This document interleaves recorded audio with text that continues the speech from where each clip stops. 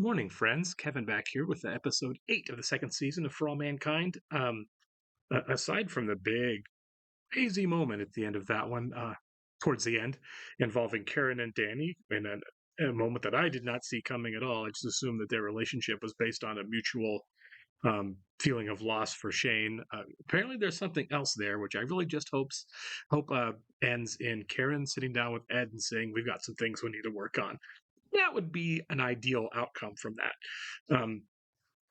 The bigger thing for me, plot wise, obviously, though, is the continued escalation of the conflict with the Soviets, particularly on the moon, but not exclusively there, right? With the shooting down of the Korean airliner that I had no idea was a real event. People on Twitter or on Twitter, on Patreon, let me know that was actually a real event being referenced there that I did not know about. That's a bummer. A lot of dead people there. But I'm assuming now that Apollo Soyuz is back on, now we're going to have an escalation of tensions on the moon with the Soviets, and hopefully Apollo Soyuz work in the opposite direction to kind of calm tensions between the two countries.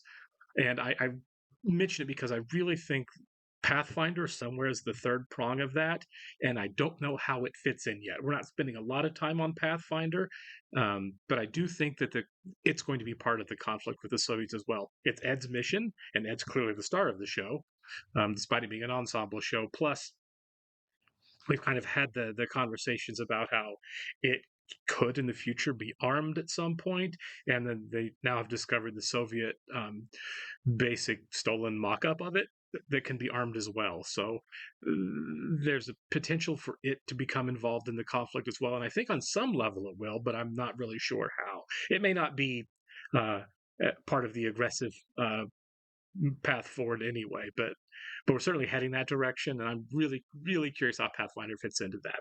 So I'm going ahead and jump into it, guys. But before I do, I would like to thank all of our Patreon subscribers for being here with us today. Give a special shout out again to Actuarial Lurker, Balas Foldes, Chris, Jeff, Christy Goverston, MJ, Surya Gundavarapu, Weird Magic, and Torgier Lingstad. Thank you so much, guys. We're really, really happy you're here with us. If you would like to see a full-length reaction to this and everything else we've watched or are currently watching, please check out a link in the description below our Patreon page. On every show we're watching, including For All Mankind, we're at least 4 episodes ahead on Patreon if we're on YouTube, so you can keep going there. You're going to have to sync and watch along on your own source material. You'll only see and hear me for copyright purposes. We're also watching 30 Rock as a Patreon exclusive, and we'll this week wrap up the final episode of Mad Men and begin The Wire here soon, so check it out. I'd say our little operation was a success. Yes, sir. It sure looks that way. Please relay my personal thanks to everyone at NASA on a job well done. I'd like to officially nominate you to the Senate as the new permanent administrator of NASA. No, he's quitting. Say no, I'm quitting. Or she's not quitting. Old man knows how to pick 'em. Thanks, I think. This is our ticket to Mars. With you in the cabinet, it'll become a priority again. Yeah, this would definitely end it with Pam, which would make me very bummed out. I have faith he's going to be okay. I could be very wrong. I want him to be okay. I cannot put into words how much I really want this to go well for Gordo, this whole mission. Okay, good. I'm really glad he seems to be enjoying this. You have what we call normal tension glaucoma. It's a rare condition. No one knows exactly what causes it. We're talking about slowing down the deterioration of your vision, not stopping it, and certainly not reversing it. You're going to experience a progressive loss of vision from now on, and ultimately permanent blindness. Aww.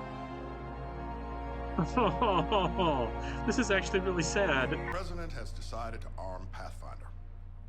Here we Show go. the There it Soviets is. this is not some tit-for-tat little game. So we're a warship now? No. Yeah. Pathfinder is not a warship. But we're packed with missiles and shooting things out of the sky. The president offered to make me NASA administrator. Be in charge of NASA. You could finally get to Mars. Hey, you're what I want. There you go. She's out with the Marines. They've been doing EVAs by the reactor all week.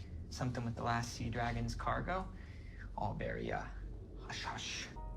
Oh yeah, I forgot he's back here to Look, these Get three Tracy teams are back. working on separate components of the docking module that will eventually have to work together.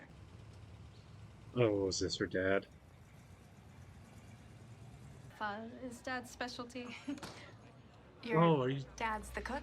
Yeah. Oh, are we half sisters? This is a big decision for her to go to do this herself. Switching to second target. System lock. Target 2. Lock confirmed. They're all dead. Sim complete. Secure cabin and prepare for debrief.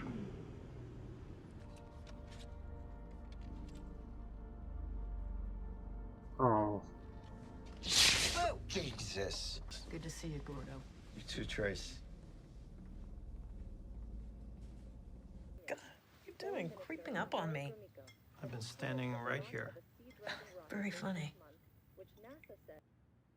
I did not stay in the lava tube. That was a Can't believe lie. she took this long to. Called normal tension glaucoma. He was a med student. He knows this. Trace. Gordo, get in here. Get in here. Be quiet. Close the door, all right? You got Jimmy sending you contraband to the moon. He hollows out this block of stinky cheese and then puts it in a plastic bag. You know, he's a smart boy. Danny broke her arm on purpose, Trace. So that Ed wouldn't have to tell Houston and send me to the nut house. What happened up here was nothing to do with space or claustrophobia or losing my mind. See, I knew that when I got home, I was moving out. I couldn't handle losing the most important thing in the world to me. You. I'm the one that screwed up a marriage, Trace. The lying, the cheating, not being there when you needed me. I just knew right then in my heart that I wouldn't ever have a happy time again until I was back with you. Oh. He's reacting to this news a lot differently than I expected her to. Catch me if you can. Wow. The Politburo has determined that the symbolism of the first handshake is important, and that it should be exactly equidistant. That's the word. It's halfway between each ship. Spacecraft. The problem is that from this position, we are blocking all views from both Soyuz and Apollo. I suppose. You know, where will the camera go? Yes? Miss Madison, there is a situation I think you need to deal with. Bill Strausser quit. And evidently you're the cause. Me? I should have never told you that story. I was agree. trying to be nice and share confidence. Just popped out. I didn't think it would make him You quit. didn't think. Convince him to Agreed. come back? Or find yourself another job. You want to blow this job, go right ahead. But if you want to be an aerospace engineer, this is the end of the road. I'm sorry. Fine. Thanks for coming by. And we might lose 2 of the first Americans in space. So, I stayed at my post. We didn't know how badly damaged the capsule was, so I stayed. With everyone. The first time I'd ever been part of a moment like that. When it got ruined. I don't even remember getting shot. I just remember this loud noise and being on the ground, and blood was soaking my shirt, and the left side of my body felt like it was on fire. I have my own shame, Bill. I'm really sorry.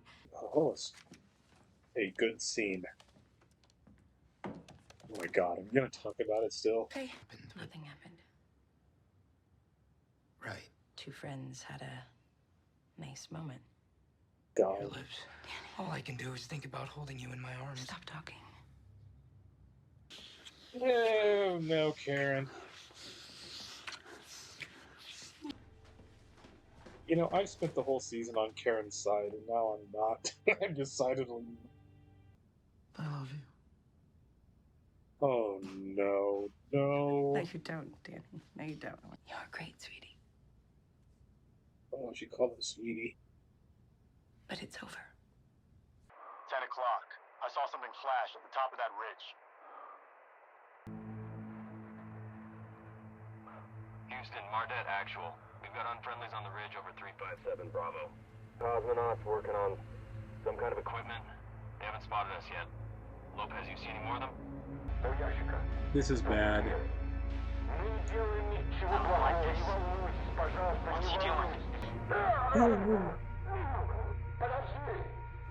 Shots fired! Shots fired!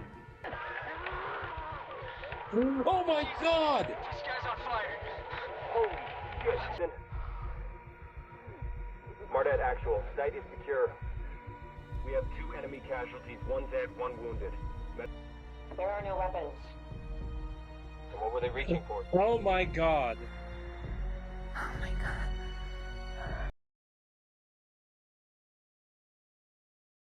Wow, that was an hour and 12 minutes. That flew by.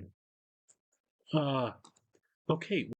What happened in the last 5 minutes of that episode? It was actually a relatively charming episode. Obviously, arming Pathfinder was like the next inevitable step in things going in the wrong direction.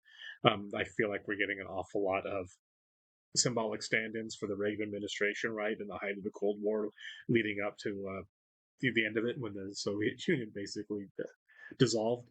But you know, what was it? The day after, right? Everybody's just kind of waiting for the inevitable end of the world, and we took some steps there between. Almost said Tracy. Karen making a horrible decision again with Danny, and we don't need to dwell on that. I feel like I've made my position very clear. Karen didn't seem to take what Danny's reaction to that was going to be. So the mess became a much bigger mess because Karen is, treating the actual problem with, she's self-medicating. Danny was self-medication there, obviously, for much larger problems. Maybe now she'll actually sit down with Ed and say, we've got some real problems here, because they clearly do. And I'm not saying those issues are unfair, but the way she handled that was just about as wrong as she could possibly handle that. I've been Team Karen for a long time, for the entirety of this season and for most of last season, but now I am squarely off that bandwagon. But now we have, last episode we had an escalation, a conflict escalation with the Soviets because of the Soviets, right, shooting down the commercial airliner. This time the Americans have managed to really escalate it. So we have 2 episodes left on the season, and I think it's relatively clear at this point. We're still ratcheting up to something much larger. And now you have the added component, not only just of a dead cosmonaut, which is absolutely bad enough, but now they have a wounded one. He's basically a hostage, right? These guys, they're going to take him back for medical reasons to Jamestown. Now you have a cosmonaut hostage at Jamestown that you shot. And there's no telling how this goes now that this escalation has happened. I don't know what the end moment's going to look like as far as like everyone getting to the brink before we take a breath and a step back. And I think you have to, right? There's a 3rd season of this show. I know for a fact, and I doubt it starts off with, nuclear war. So there's going to have to be some type of walk back at some point. But we're not there yet, clearly, and I don't know what getting close looks like. Is Pathfinder going to be a part of that? There's Apollo Soyuz again, like I said, going into the episode. Is that going to be one of the moments that kind of helps turn it around? What's next? As far as coming to the brink and what gets us off of it. I have a lot of faith in Danielle and Apollo Soyuz to be a big catalyst in calming that down, but I don't think that's enough. Apollo Soyuz really happened. It didn't end the Cold War. I don't expect it to now, especially with it being this tense. So I think there's got to be more to it than just that. I think from a PR standpoint, Apollo Soyuz was and is a really big thing in this show. But politically, I don't think it's nearly as significant geopolitically as it is, publicity-wise, as far as PR. Well, we'll see, but things look like they're still getting worse. All right, I will get very excited to catch you in the next one, guys. Thank you.